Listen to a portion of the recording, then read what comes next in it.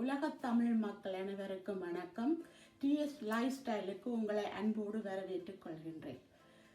இன்றைக்கு நாங்கள் கோழி இறைச்சி கறி சமைக்க போகிறோம். அடுப்பில் வெளியில் நெருப்பெரித்து எங்கள் ஊரில் சமைக்கிற மாதிரி எனக்கு நீண்ட நாள் ஆசை வெளியில் சமைக்கணும்னு சொல்லி இன்றைக்கு அது முதல் முயற்சியாக செய்ய போகிறேன். எப்படி வருதுன்னு தெரியவில்லை, பார்ப்போம். இன்றைக்கி எனக்கு ஹெல்ப் பண்ணுறதுக்கு என்னுடைய ஹஸ்பண்ட் உதவி செய்து தரப்போகிறார். ஸ்ரீலங்கன் ஸ்டைலில் இங்கடா ஸ்டைலில் கோழிக்கறி சமைக்க போகிறோம். அதுவும் வெளியில் வைத்து சமைக்க போகிறோம். பாருங்கள்.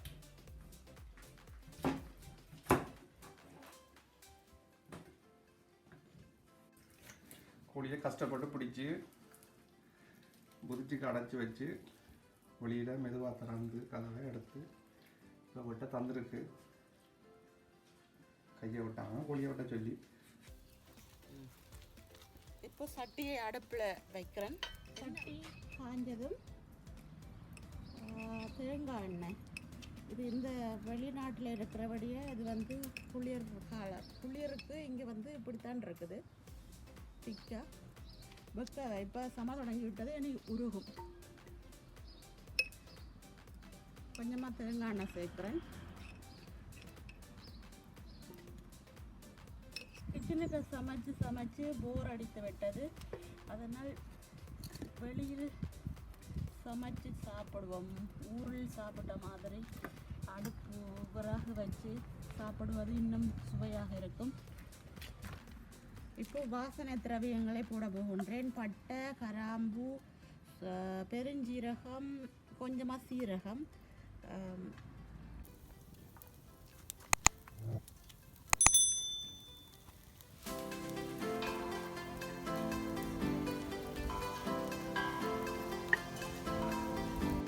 ரெண்டு பெரிய வெங்காயம் சின்ன சின்ன வெட்டி வச்சுக்கிறேன். அதையும் இப்போ சேர்க்குறேன்.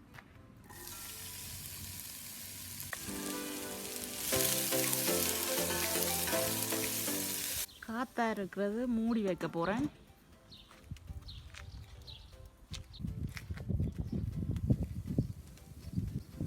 இப்போ உள்ளி, இஞ்சி இது ரெண்டையும் நசுக்கி வச்சிருக்கிறேன். அதையும் இப்போ சேர்க்கிறேன்.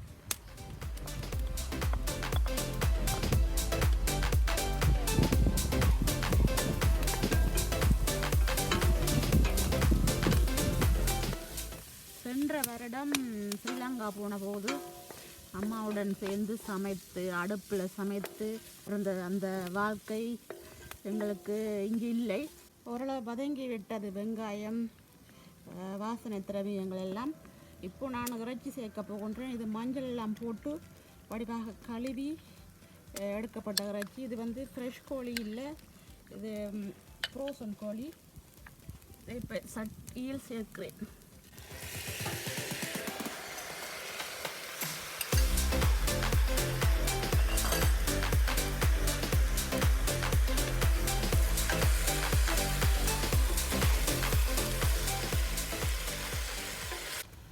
வதங்குவதற்காக மூடி போட்டு மூடி விடுகிறேன். அடிக்கடி கிண்டி விட்டு கொள்ளணும், ஏனென்றால் அடிப்பிடிச்சிடும். ஓரளவு வதங்கி விட்டது. ஏற்கனவே மஞ்சள் போட்டு தான் கழுவி இருக்கேன். ஆனால் கொஞ்சமாக மஞ்சள் போடுறேன்.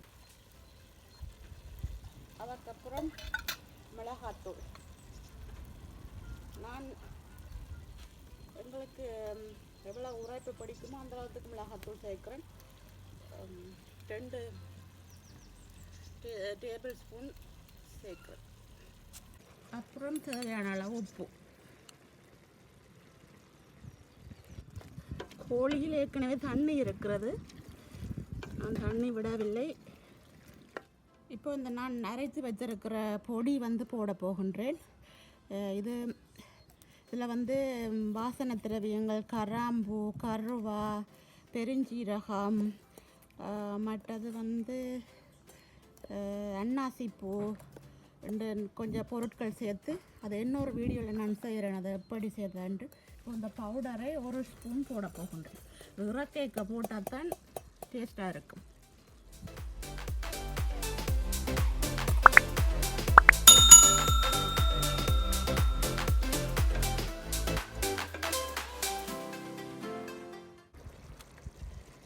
உங்களுக்கு குழம்பு வேணுமெண்டா கொஞ்சம் தண்ணி சேர்த்துக்கொள்ளுங்க. நான் சேர்க்கல, கோழியிலேருந்து வந்த தண்ணி தான்.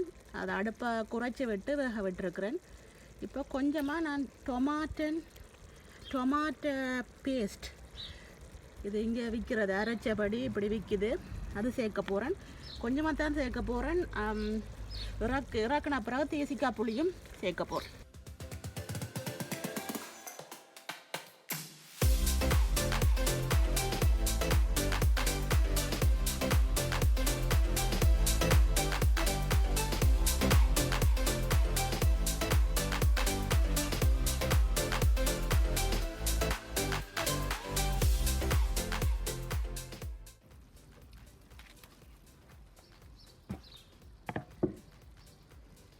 இப்போ நான் இந்த ரைஸ் குக்கரில் ரைஸ் வச்சுக்கிறேன். சோனா மசூரி ரைஸ். இது வந்து கரண்டில் கொடுத்துட்டு அப்படியே சுவிட்சை தட்டி விட வேண்டிய, அது ஆட்டோமேட்டிக்காக வெந்து நிற்கும். நான் கூர்க்கன் சலாட் செய்ய போகிறேன். என்னுடைய மகன் வந்து எனக்கு ஹெல்ப் பண்ணுற வெஜிடபிள் கட் பண்ணுற ப்ராடக்டில் கூர்க்கன் கட் பண்ணி தரேன். தேங்க்யூ.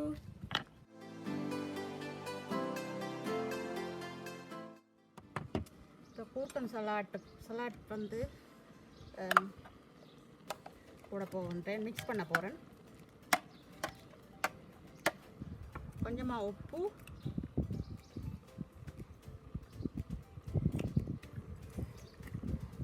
கொஞ்சமாக மிளகு தூள்,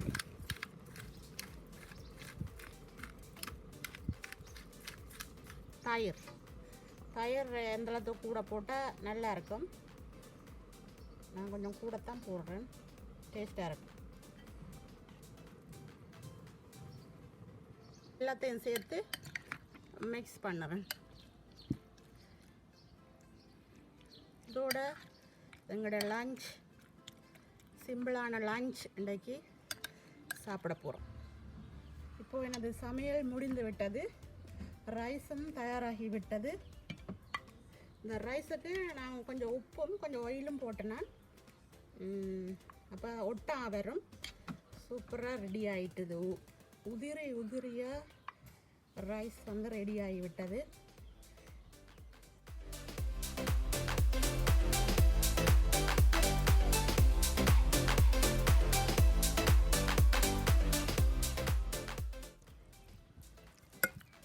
கமாண்டு வாசனையுடன் இந்த இறைச்சிக்கறி இருக்கின்றது.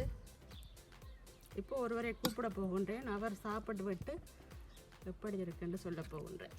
இப்போ எவ்வளோ நேரம் நான் வெயிலில் நின்று சமைச்சதுக்கு நீங்கள் எவ்வளோ மார்க்ஸ் கொடுக்க போகிறீங்க என்னுடைய இறைச்சிக்கறிக்கு? 10க்கு எவ்வளோன்னு சொல்லணும். ஓகே, சாப்பிட்டு பார்ப்போம். நல்லா இருந்தால் நல்லன்னு சொல்லுவேன், கூடாதுன்னு இருந்தால் கூடாதுன்னு சொல்லுவேன். இது என்னுடைய நல்ல கூடாது. சாப்பிட்டு பார்ப்போம். அதாவது உரகடுப்பில் சமைச்ச சாப்பாடு எப்போவும் பெஸ்ட். 10க்கு 8.5 மார்க்ஸ் தரலாம். தேங்க்யூ. அதை விட நான் திருமணமானதுக்கு பிற்பாடு நல்ல ஒரு சாப்பாடு சாப்பிட்றேன் சந்தோஷத்தோடு சாப்பிட்றேன். பாய்.